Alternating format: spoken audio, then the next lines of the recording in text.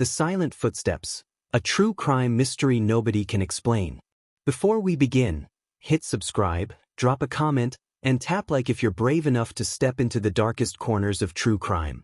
Because once you walk into this story, there's no turning back.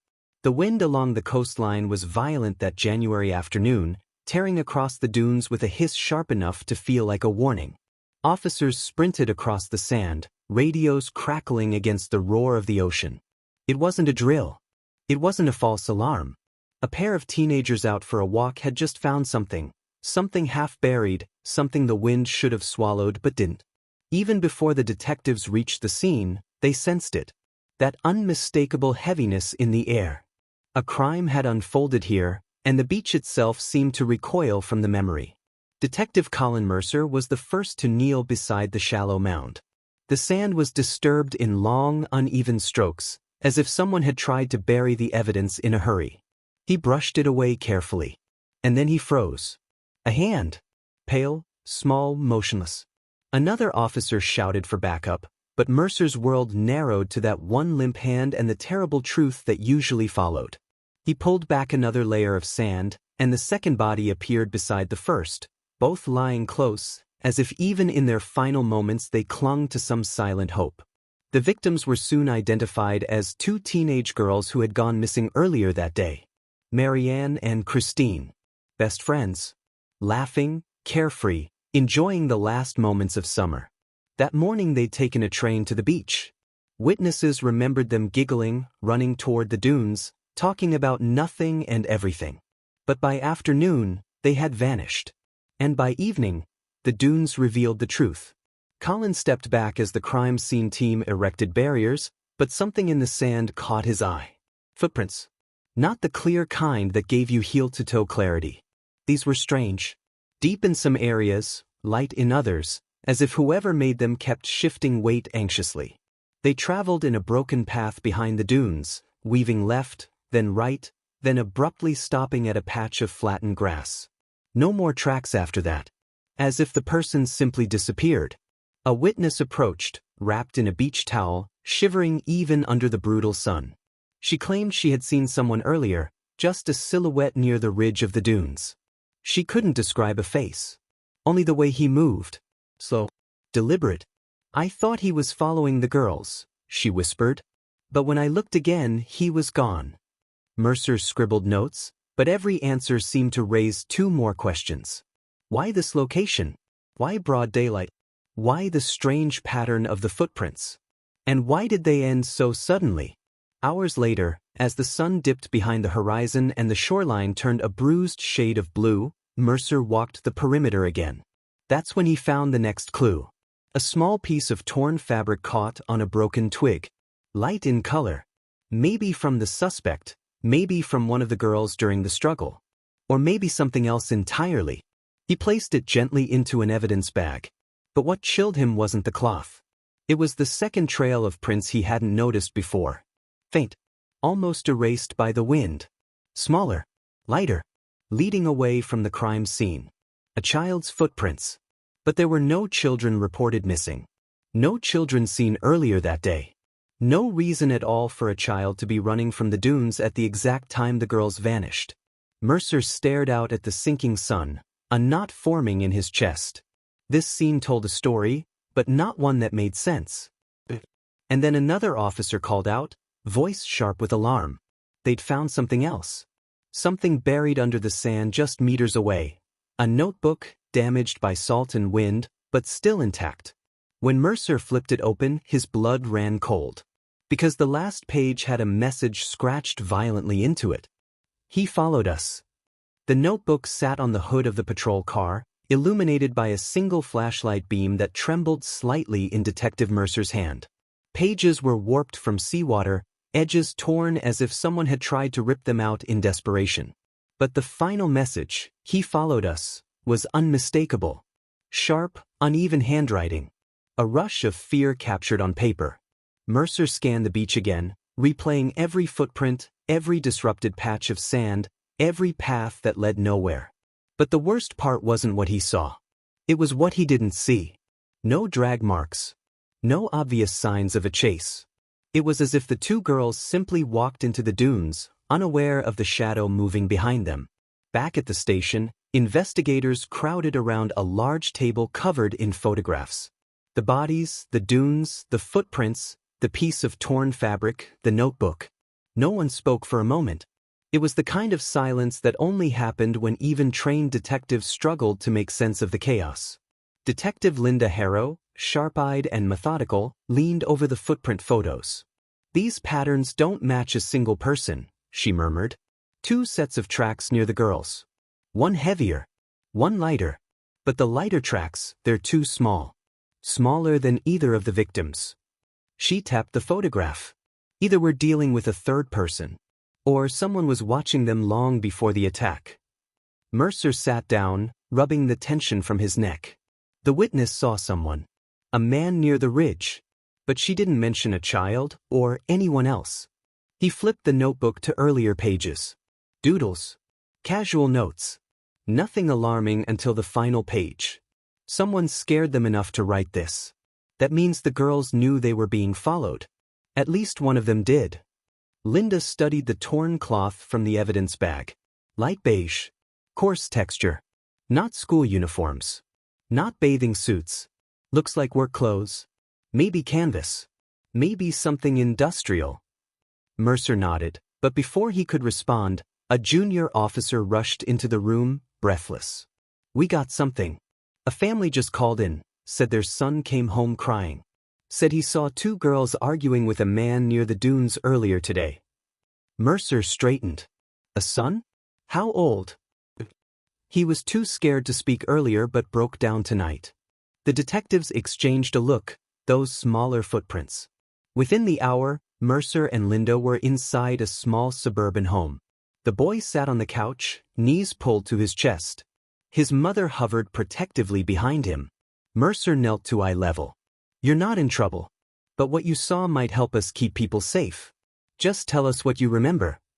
The boy swallowed hard. "I saw the girls near the dunes. They were laughing at first. Then a man came over. He said something. I don't know what. But the taller girl stepped back. The man kept looking around, then he looked at me. He pulled the blanket tighter. His eyes were wrong." "Wrong how?" Linda asked, her voice calm. "He didn't blink." Mercer felt a chill slide down his spine. "Did you see where he went?" The boy shook his head. "No. I got scared and ran home. I heard something. Footsteps behind me. Not big steps. Small ones. Like someone barefoot." Mercer's mind flashed to the faint tracks leading away from the crime scene.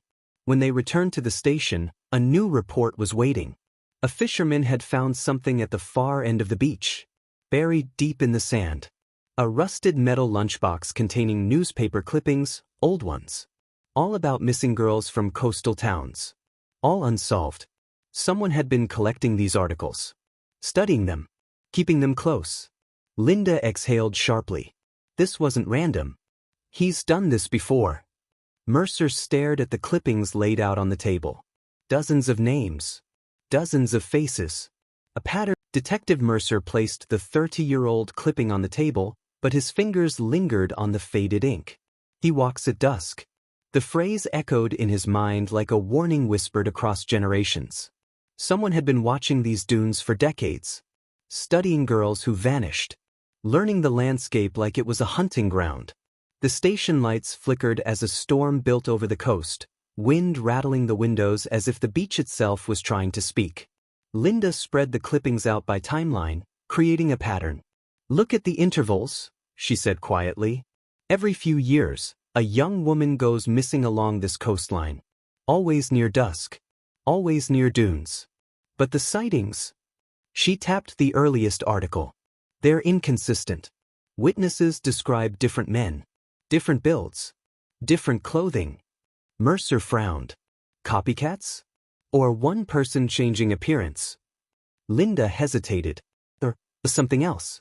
Some of these descriptions match men who died years before the later disappearances. It's like the identity keeps shifting. Mercer didn't like the idea. Not because it was supernatural, it wasn't.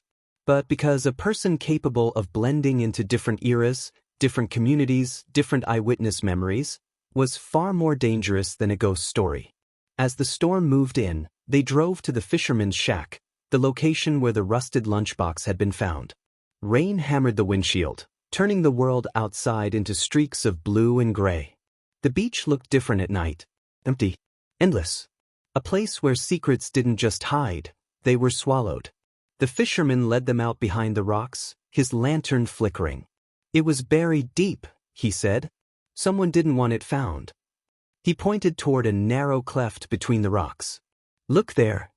The wind suddenly dropped, a brief unnatural stillness hanging over the place. Mercer crouched down and noticed marks in the sand, fresh ones, despite the storm. Footprints. A mixture of heavy adult steps and lighter ones. The same pattern from the crime scene. Linda snapped a photo. Who walks out here in a storm without shoes? Mercer didn't answer. His flashlight beam drifted along the rock wall and stopped. A small piece of canvas fabric was wedged into a crack. The same texture as the torn cloth from earlier. He bagged it, but when he rose, something else caught his attention. A long shape dragged through the sand, like someone had been pulling something heavy. The fisherman's voice trembled. I didn't see anyone. But last night before dawn, I heard something. Footsteps. Slow. Like someone pacing. Mercer followed the drag marks toward the dunes. The wind howled again, erasing portions of the trail, but the direction was clear, deeper into the dune fields where the girls had been found. The three of them moved cautiously through the rising sand, until the lantern light hit something half-buried. A wooden door. Not to a building, there were no structures nearby, but to something below. A trapdoor. Old and weathered, reinforced with thick metal hinges. Mercer exchanged a glance with Linda. This wasn't on any coastal maps. Together, they heaved it open. The smell hit first, damp, stale air trapped underground for years. A narrow staircase descended into darkness. Linda's flashlight illuminated walls lined with newspaper clippings, missing person posters, and photographs of strangers smiling on beaches. At the center of the room was a desk. On top sat a leather journal. Mercer opened it. The most recent entry was dated 2 days before Marianne and Christine went missing. Dusk reveals the unguarded. The dunes keep their secrets. They don't hear me until it's too late. He turned another page. More entries. More dates. More names. And then the last one. 2 today. They walked too far. The quiet one noticed me first. Mercer forced down the surge of anger rising in his chest. The handwriting was careful, steady, practiced.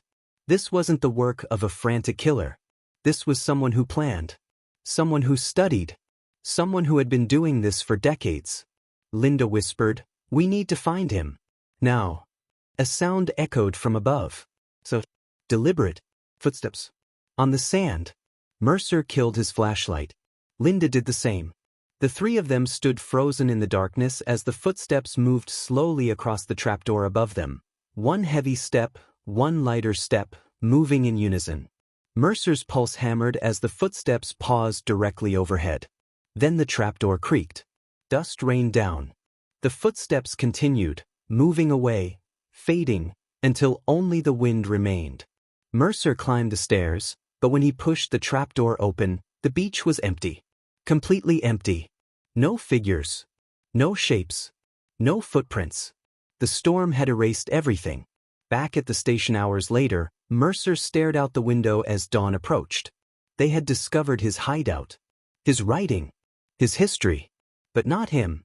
And as the first light hit the coast, Linda walked in with a new report. "A girl went missing north of here," she said softly. "Just before dusk. Same pattern." Mercer closed his eyes. The case hadn't ended. It had only just begun. If you thought this story was intense, you're not ready for the next one.